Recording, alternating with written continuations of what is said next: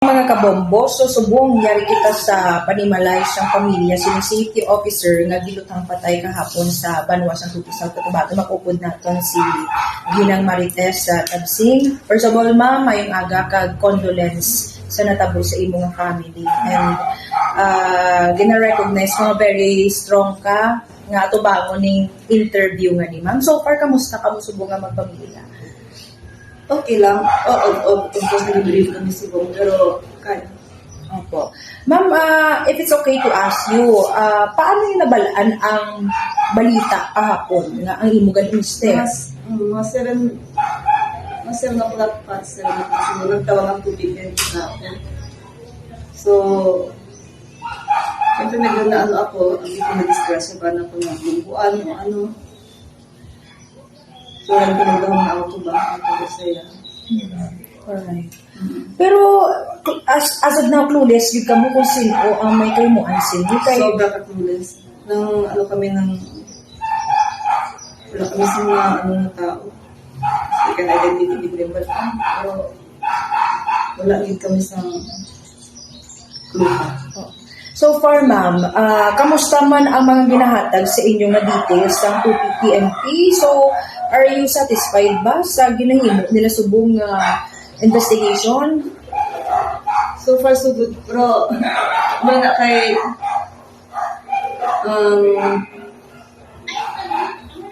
gusto, meron at kahapon sa aga na interview ko sa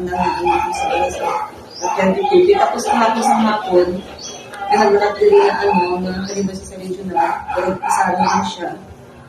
So, wala akong nagawas, kasama lang siya, pero sabi niya, review lang siya. Sonsa ba to? Tapos, nangayit na siya mga details, pero ang lang kasi ko, direct lang siya, nasira ko sa sulod. Okay. Ano din mga bata ko, so, sa aming klase, pala ko, kailangan protection ng mga. Alright. So, subong, ano ang plano ano ginahimo ni subong mga preparation? Like, ano pa lang, on the way ko sa St. Peter's, pero wala pa sa mga wala pa sa kung mga. Pero ma'am, may I know, can you describe your late husband? Ano ba siya anong klase siya nga padre di pamilya kag husband? The words are not enough. Isang nagmasakit na to siya. Nagmasakit siya, tapos gaubo siya.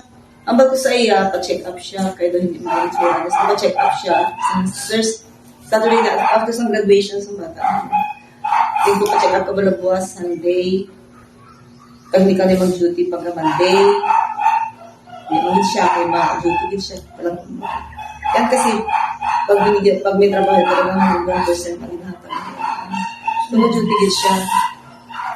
Tapos, sa marami na pamatyagan sa Sunday night, yata to. Kasi, nagluto pa siya. Hindi ka makalagay. Nag-work din ako sa ESL.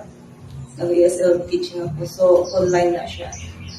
From 11 in the morning until pag-ako na siya. 2:30 in the morning. So, provider mindset. Sobra. Ang imong husband. So, sa talaga, sa hanggat kaya niya. Kag na siya, hindi yan mahilig mga pitbahay. Wala na siya ang iyang ruta ng ginakat sa work.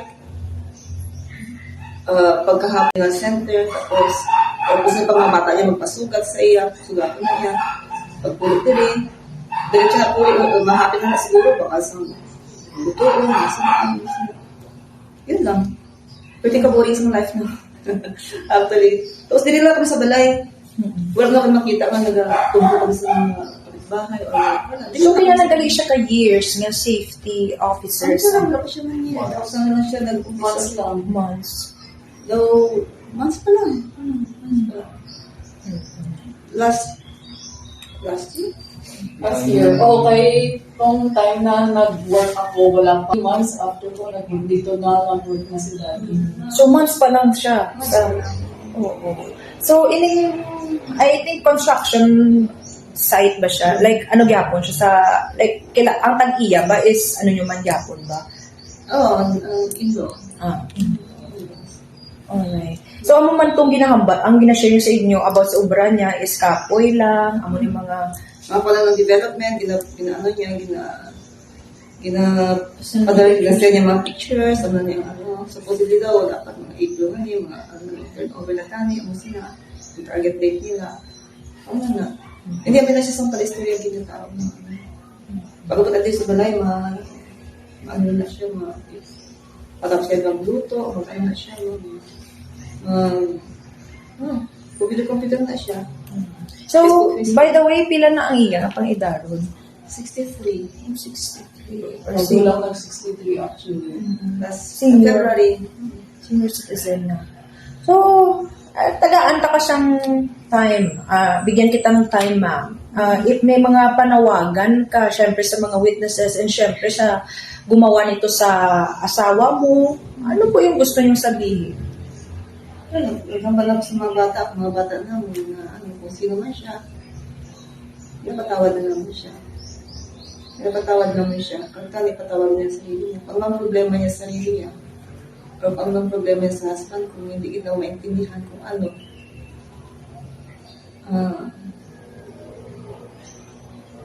sayang kay kung nagkilala niya sa sakto ang anak ko. Ang banak kasi, ultimo dadalang sentado, kung may oras siya, mabulig na siya.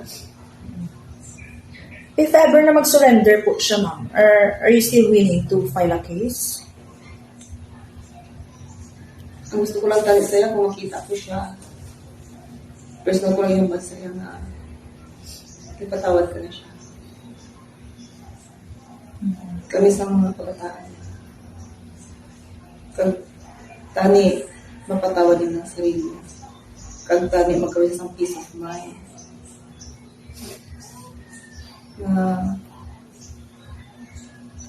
basi na misunderstood, hindi ko lang kung na-misunderstood niya ba ang anak ko or what. Kaya bisan sino di pa makutun mo. Wala gisang